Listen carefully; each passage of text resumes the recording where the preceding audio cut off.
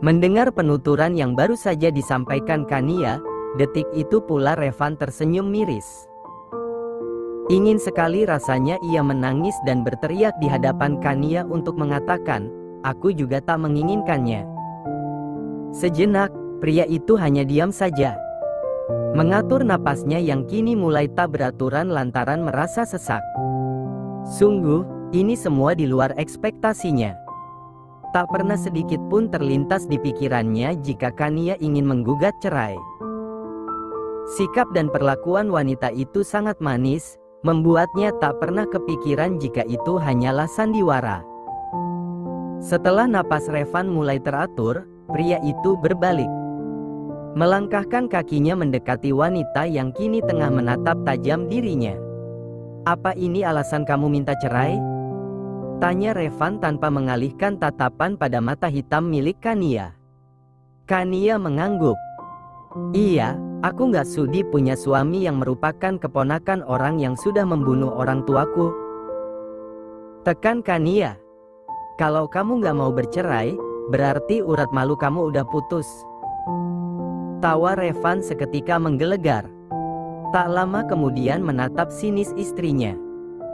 Sungguh, Kania benar-benar merasa ngeri dengan perubahan suaminya saat ini. Bahkan, tanpa sadar ia merinding. "Anggap aja begitu," balas Revan santai. "Anggap aja urat malu aku udah putus. Iya, aku orang yang gak tahu diri sama sekali." "Puas kamu?" lanjut pria itu dengan bentakan di akhir kalimat. "Karena urat malu aku udah putus, makanya aku gak ngebiarin kamu pergi gitu aja. Ingat Kania, apa yang udah jadi milik aku, akan tetap menjadi milik aku. Jangan pernah berpikir aku akan menandatangani surat sialan itu. Gak akan, Kania. Gak akan pernah. Kamu mau uang, kan? Tenang aja, kalau perlu semua harta yang aku punya bakal aku kasih ke kamu. Semuanya atas nama kamu. Tugas kamu cuma satu doang, teruslah berpura-pura mencintai aku. Cuma itu doang kok." Kini suara Revan mulai bergetar. Bahu pria itu pun mulai bergetar. Berusaha dirinya menahan agar isakan tangis itu tak terdengar. Kini tatapan Kania pun tak kalah sendunya. Melihat pria yang amat ia cintai menetaskan air mata membuat hatinya sakit. Ingin sekali rasanya ia membawa pria itu ke dalam dekapannya. "Mas," panggil Kania. "Biarkan aku pergi. Mari selesaikan ini semua baik-baik." Revan menjambak rambutnya saking frustrasi. Pria itu menggelengkan kepalanya berkali-kali. Tanpa basa-basi pria menjatuhkan dirinya tepat di hadapan Kania. Tanpa ragu sedikit pun bersujud di bawah kaki wanita itu. Tak peduli lagi dengan yang namanya harga diri. Tentu saja Kania terkejut bukan main melihat apa yang dilakukan suaminya. "Sayang, aku mohon." Revan menggenggam kedua telapak tangan istrinya. "Jangan kayak gini. Kamu bisa lampiaskan kemarahan kamu dengan cara apapun. Tapi tolong banget, jangan dengan cara ninggalin aku. Aku gak tahu gimana hidup aku tanpa kamu. Sebegitu cintanya kakakmu sama aku, Mas. Tapi aku takut." Kania menjerit dalam hati. Jujur saja, ini semua juga sulit untuknya. Ia juga tak ingin pergi ataupun berpisah dari pria yang selama ini menemaninya. Tapi, bolehkah ia jujur jika sekarang ini ia tengah takut? Takut tak bisa memberikan keturunan dan suaminya akan berpaling. Ia takut dimadu. "Mas." "Enggak, Kania," tegas Revan memotong ucapan istrinya. "Kalau kamu emang dendam sama aku, kenapa kamu gak bunuh aja aku sekarang? Kenapa harus pelan-pelan? Aku udah tekanin sama kamu kalau aku gak bisa hidup sama kamu." "Mas, Belum habis Kania menyelesaikan ucapannya. Revan lebih dulu bangkit berdiri. Kedua alis mata Kania terangkat tinggi melihat suaminya yang berlari dengan cepat ke arah dapur. Apa yang hendak dilakukan pria itu, pikir Kania. Ini. Kania melotot kala suaminya menyerahkan sebilah pisau padanya. Wanita itu menatap pria yang ada di hadapannya itu dengan tatapan yang sulit diartikan. Seolah bertanya apa maksudnya. Kalau kamu emang benci banget sama aku, lebih baik kamu bunuh aja aku. Lebih baik aku mati sekarang, daripada mati secara perlahan. Kania mengambil sebilah pisau tersebut dari genggaman tangan suaminya. Revan pikir, wanita itu ingin menusuknya. Tapi, di luar dugaan, Kania malah melempar benda tajam tersebut ke sembarang arah. Mati tidak akan menyelesaikan semuanya. Yang ada mempersulit keadaan. Mari kita bicarakan baik-baik. Lepaskan aku. Biarkan aku bahagia dengan hidup aku sendiri. Jangan harap. Tekan Revan. Aku sudah berjanji menikah sekali seumur hidup. Dan sekarang aku bersumpah dan berjanji bakal bahagiain kamu. Kamu gak perlu mencari kebahagiaan. Aku yang akan memberikannya secara sukarela. Mas. Kap. Revan yang sudah terlanjur kesal pada wanita yang ada di hadapannya, tanpa basa-basi mencium biwib-wirnya. Membungkam mulut wanita itu dengan biwib-wirnya. Revan mencium dengan lembut biwib-wir wanita kesayangannya itu. Awalnya ia ingin mencium dengan brutal untuk menunjukkan jika ia sedang murka. Tapi, di tengah amarah yang tengah memuncak, ia tetap tak ingin menyakiti istrinya. Bagaimanapun, Kania adalah berlian di kehidupannya. Di mana, ia punya kewajiban untuk menjaga wanita itu, bukan malah menyakitinya. Ia sudah berjanji pada Tuhan dan seluruh keluarga Kania, jika ia akan memperlakukan Kania bak seorang ratu. Dan dirinya tak mau menelan ludahnya yang kesekian kali. Di sela-sela ciuman, tetesan air mata Revan tetap mengalir. Ikut membasahi pipi Kania ketika wajah mereka bersentuhan. Revan melumwat biwib-wir istrinya dengan lembut. Tidak seperti biasanya, kali ini ciuman yang diberikan lebih lembut dari sebelumnya. Hanya dengan ciuman itu, Kania mulai terbuai. Ingin memberontak, tapi tubuhnya malah berkhianat. Tanpa ia kehendaki, dirinya malah membalas ciuman yang diberikan Revan. Seolah lupa dengan apa yang baru saja terjadi. Biwib-wir dan litwah wanita itu bergerak dengan alami, menyeimbangi setiap ciuman yang diberikan pria yang masih berstatus sebagai suaminya. Revan tersenyum di sela-sela ciuman mereka. Ia memang tak tahu pasti apa yang membuat istrinya ingin melayangkan gugatan cerai. Benarkah jika Kania tak mencintainya? Sepertinya tidak. Bahasa tubuh wanita itu sudah jelas mengatakan jika dia memiliki perasaan yang sama seperti yang dirasakannya. Entah apa alasan dibalik ini semua, tapi pria itu pastikan akan mencari tahu semuanya. Sayang, Mas sangat mencintai kamu, batin Revan yang masih memangut biwib-wir istrinya. Setelah cukup lama, Revan melepaskan ciuman tersebut dengan perlahan. Samar-samar pria itu tersenyum melihat biwib-wir ranum istrinya yang baswah. Begitu ciuman itu terlepas, Kania perlahan membuka matanya. Detik itu pula matanya bertubrukkan dengan tatapan teduh suaminya. Napas Revan menerpa dengan lembut permukaan kulit wajah Kania. Tangan pria itu terulur. Perlahan ia mengusap dengan lembut pipi Kania yang basah. Entah bekas air matanya, atau memang wanita itu yang sempat menangis. Kania, bisik Revan dengan lembut. Aku nggak tahu apa alasan kamu mau menggugat cerai aku. Tapi, aku yakin apa yang baru saja keluar dari mulut kamu, bukanlah alasan utama kamu mau menggugat cerai aku. Kamu nggak bisa berbohong sayang. Mata kamu berkata lain. Seakan terhipnotis dengan perkataan Revan, Kania sama sekali tak mengalihkan pandangannya pada pria di hadapannya. Seolah membenarkan perkataan pria itu barusan. Aku anggap apa yang baru aja aku dengar cuma halusinasi. Setelah membisikkan kalimat itu, Revan menjauhkan dirinya dari sang istri. Pria itu berbalik, berniat pergi untuk menenangkan dirinya sebentar. Namun, alangkah terkejutnya pria itu melihat seseorang tengah berdiri di ambang pintu. "Leon!" panggil Revan spontan. Membuat Kania ikut mendongak. "Kenapa lo berdua? Perang Dunia Ketiga?" Leon terlihat biasa saja. Bahkan, dengan santainya pria itu melangkahkan kakinya masuk ke dalam rumah orang tanpa permisi terlebih dahulu. Mendudukkan dirinya di atas sofa, kemudian menyilangkan kedua kakinya. "Nggak ada yang mau nawarin kopi gitu?" tanya Leon yang mulai tak tahu diri. "Alah, tadi lo berdua bertengkar, abis itu ciuman. Sekarang kenapa malah kompak ngeliat gue? Mana tajam lagi?" Leon berdecih di hadapan Kania dan Revan. Revan yang tak sanggup meladeni sepupunya itu, memilih untuk pergi.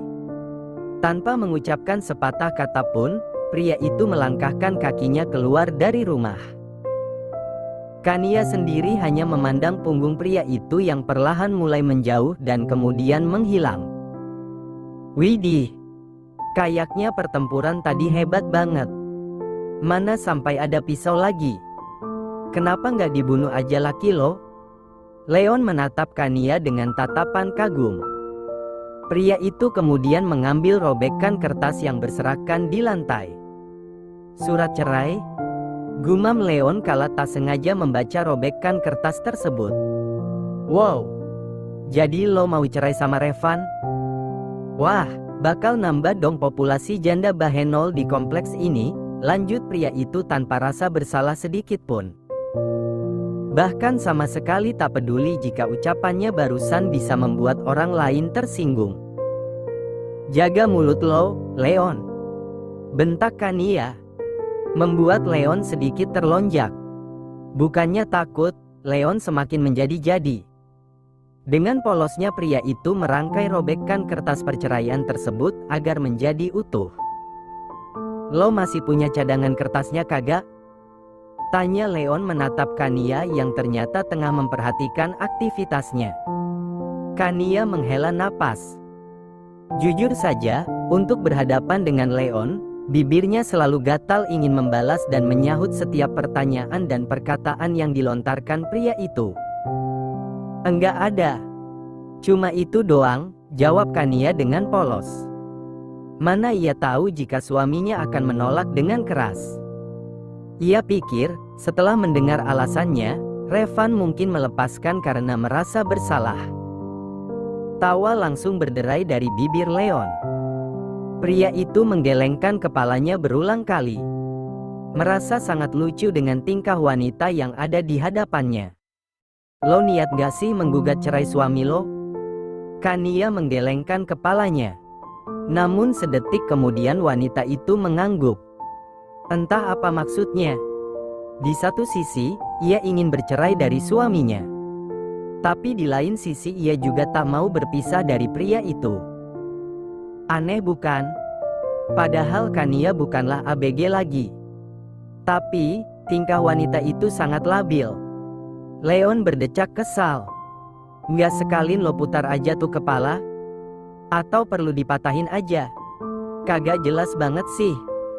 Tadi geleng-geleng, terus sekarang angguk-angguk," omel pria itu yang sudah seperti emak-emak konflik saja. "Iya, gue mau cerai sama Revan." Leon melongo.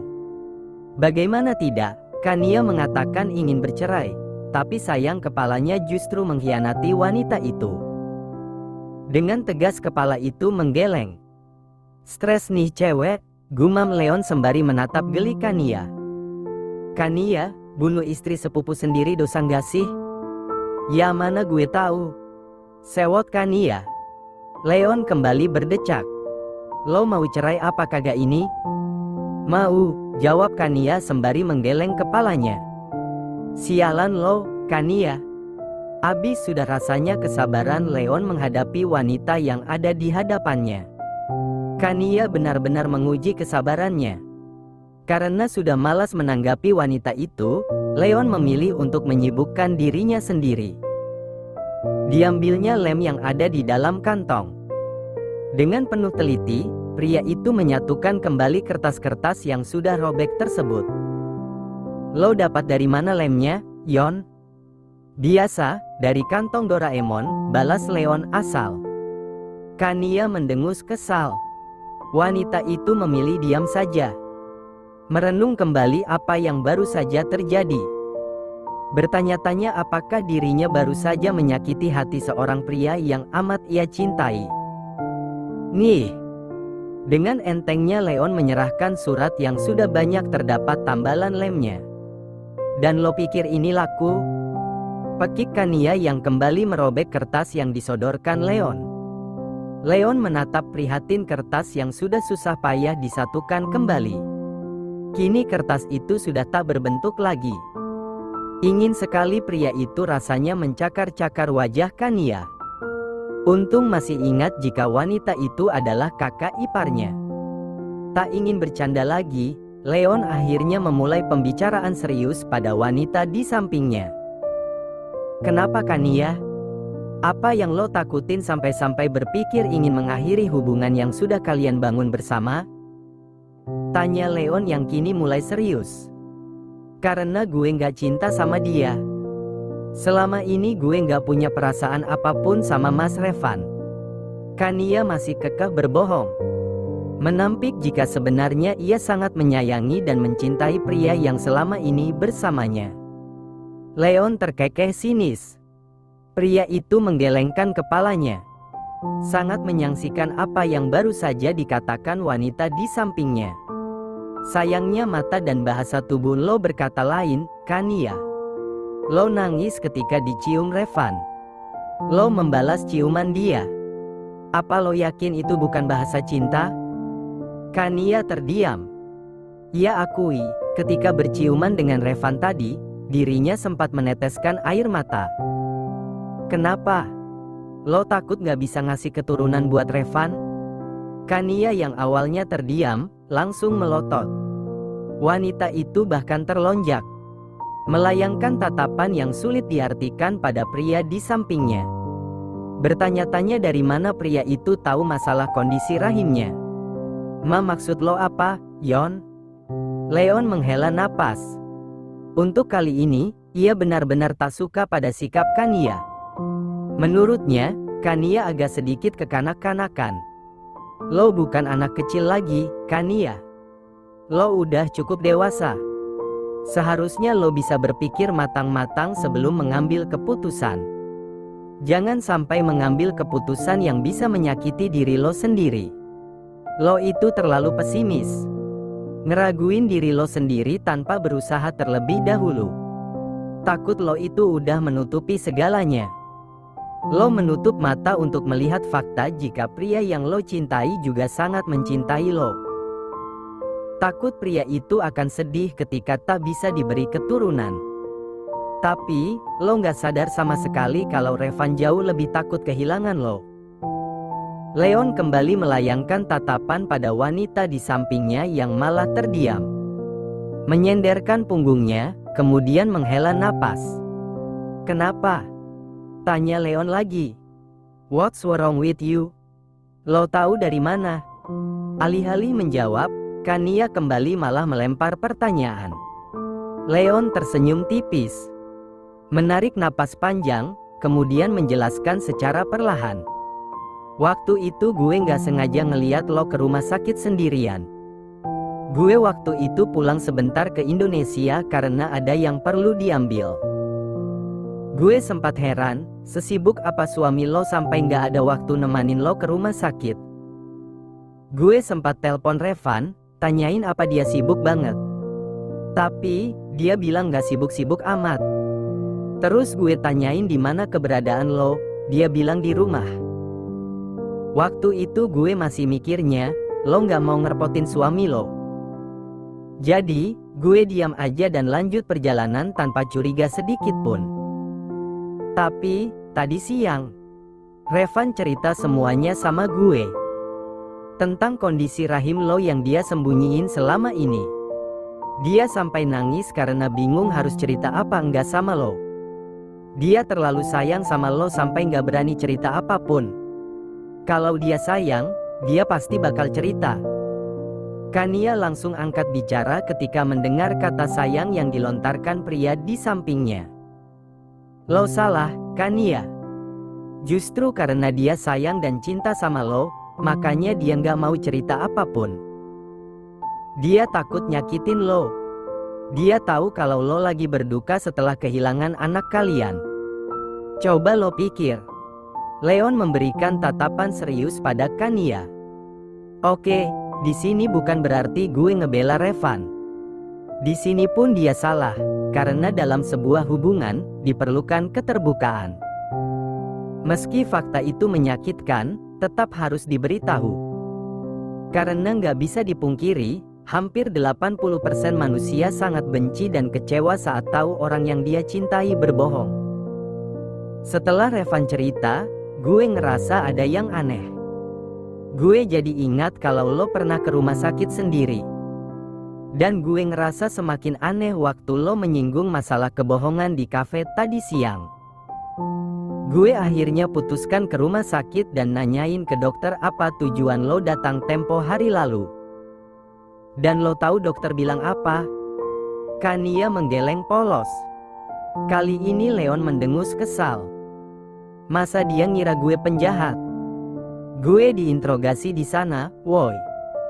Tangan gue udah gatel banget pengen nabok tuh dokter. Masa ganteng begini dikira penjahat? Nggak banget kali. Muka lo emang kayak penjahat, Yon, cicit Kania. Sialan lo, Kania. Leon kembali mengumpat. Untuk gue anak soleh. Kalau bukan, ogah banget gue bantuin rumah tangga lo ini. Jadi, selama ini lo anak Mang Oleh?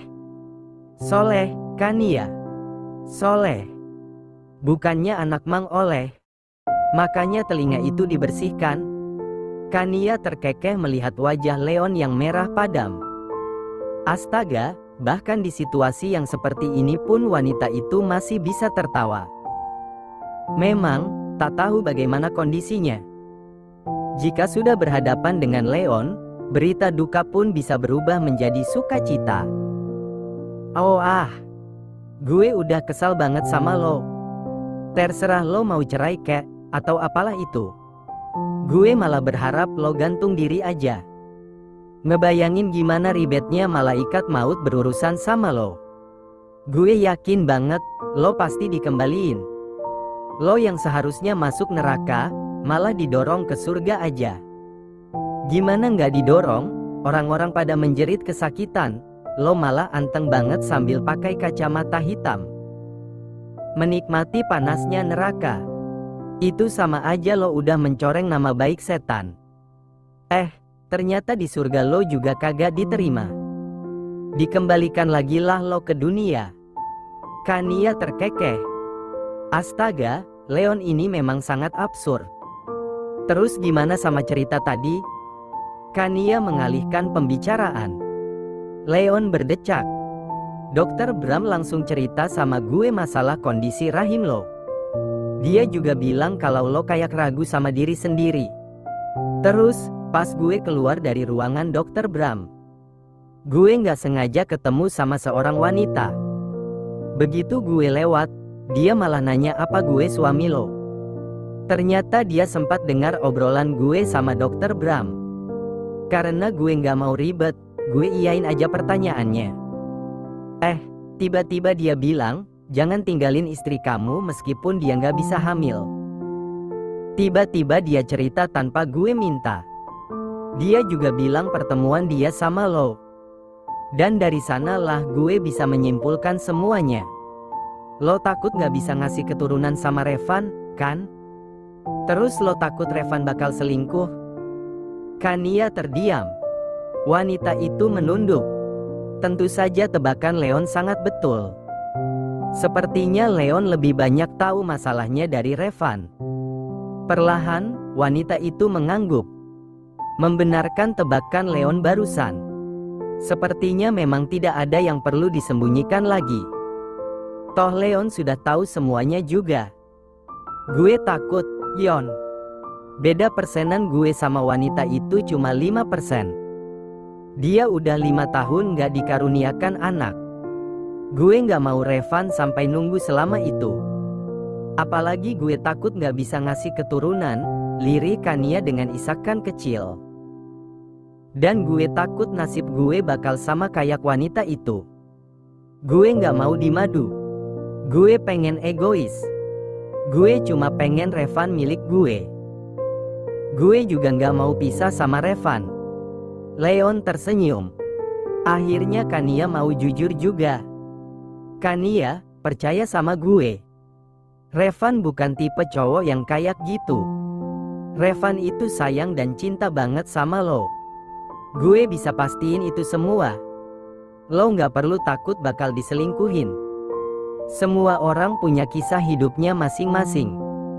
Cerita tentang kondisi rahim lo emang sama kayak wanita itu. Tapi, bukan berarti garis kehidupan kalian bakal sama. Lagian lo tenang aja.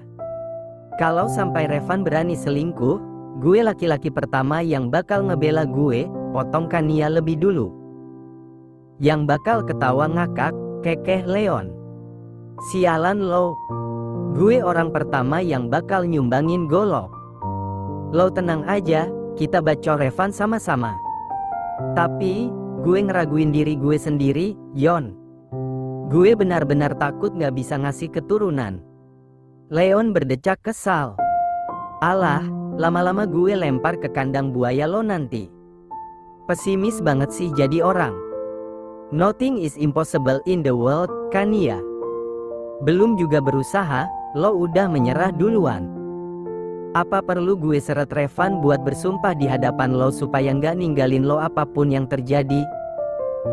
Lagian lo tenang aja, gue punya hadiah buat lo. Leon memberikan senyum misteriusnya. Membuat Kania heran. Hadiah? Beo Kania. Hadiah apa?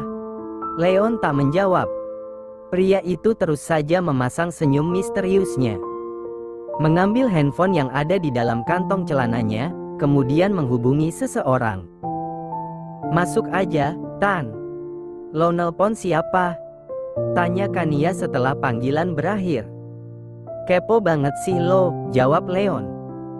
Tak berselang lama, terdengar suara tapak kaki. Kania mendongakkan kepalanya melihat siapa saja pemilik suara tapak kaki tersebut. Lama banget sih kamu nyuruh kita masuk, Yon. Gerutu Luna. Itu kenapa menantuku nangis? Kamu gak apa-apain Kania, kan? Leon mendengus kesal. Tadi abis Leon sodok, gumam pria itu dengan suara yang amat pelan. Hingga hanya Kania lah yang mendengar. Andai Luna mendengar, mungkin sudah habis nyawa Leon di tangan tantenya sendiri. Kalian? Tentu saja Kania sangat terkejut mendapati keberadaan seluruh keluarganya. Wilson, Luna, Wijaya, Kiara, Angga, bahkan Evan pun tengah berdiri di sana. Jangan lupa upah 1 miliarnya, kode Leon.